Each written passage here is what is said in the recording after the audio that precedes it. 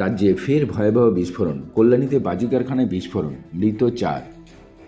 ফের ভয়াবহ বিস্ফোরণ রাজ্যে। নৈহাটি আমডাঙ্গার পর ভূপতিনগর ও চম্পাহাটির স্মৃতি উস্কে ফের বাজি কারখানায় বিস্ফোরণ, ঝলসে গেল গোটা কারখানা।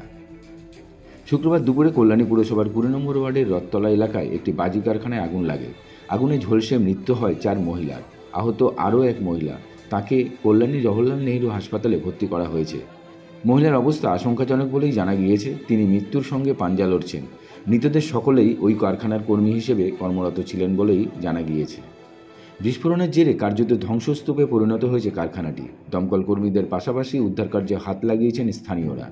এই ঘটনায় আতঙ্ক ছড়িয়েছে এলাকা জুড়ে। এই বিস্ফোরণের ঘটনায় রাজ্যে একাধিক প্রশ্ন উঠছে।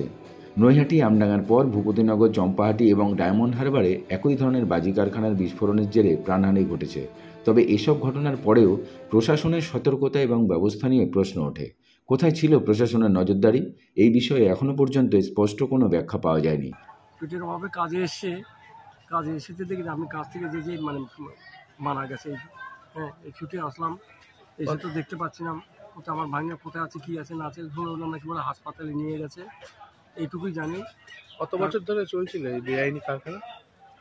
এই বেআইনি কারখানা কবে চলছে জানি না, কিন্তু আমার ভাঙনিটা মানে এই আজকে 2 মাস মতো হলো, 2 মাস হলে কাজে এসে।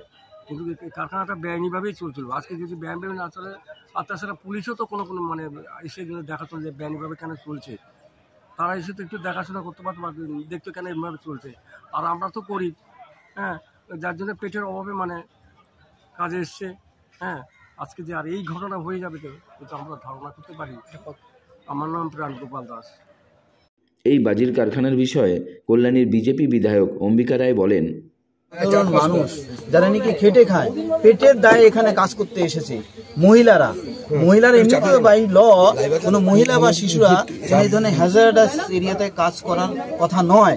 কিন্তু এখানে বাজির ফ্যাক্টরির মতন ফ্যাক্টরি, যেখানে হাইলি ইনফ্লেমেবল, যে কোনো সময় বিস্ফোরণ করতে পারে, সেইখানে এই ধরনের কাজ করছে।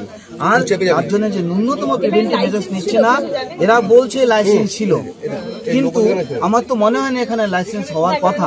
যদি লাইসেন্স থাকে কি করে লাইসেন্স দিল?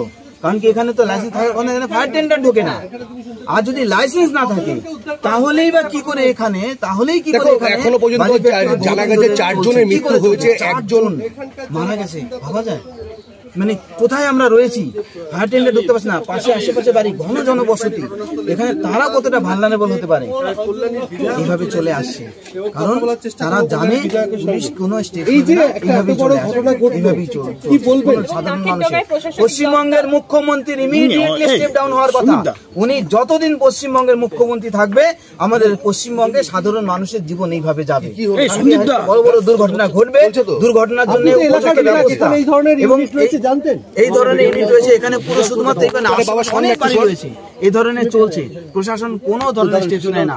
ঠিক সেরকম এই 5 দিন সমস্ত রাতের অন্ধকারে মানে ট্রাকের পর ট্রাক, শয়ে ট্রাক বালি চুরি হয়ে যাচ্ছে, কোনো স্টেপ নেয় না প্রশাসন। সমস্ত কিছু জানে, বাজি তৈরি হয় জানি, এইখানে এই বাড়িতে বাজি তৈরি হয় সেটা আমার জানা নেই। কিন্তু আশেপাশে এরিয়াতে প্রচুর বাজি ফ্যাক্টরি আছে, কারো লাইসেন্স নেই। আর এখানকার পুলিশ মেশিনারি কোনো ইয়ে করে না, এদের প্রতি কোনো চেক করে না, রেগুলার চেক আপ করার কথা, বা করলেও তাদের কাছে সমস্ত ইনফরমেশন থাকলেও তারা কি করে, এই এখানকার লোকাল যারা নাকি তৃণমূলের যারা রয়েছে, তারা তোলা নিয়ে তাদেরকে সমস্ত পারমিশন দিতে পুলিশকেও নিষ্ক্রিয় করে রাখে। কল্যাণী থেকে নিজস্ব প্রতিনিধির রিপোর্ট, খবর এই সময়।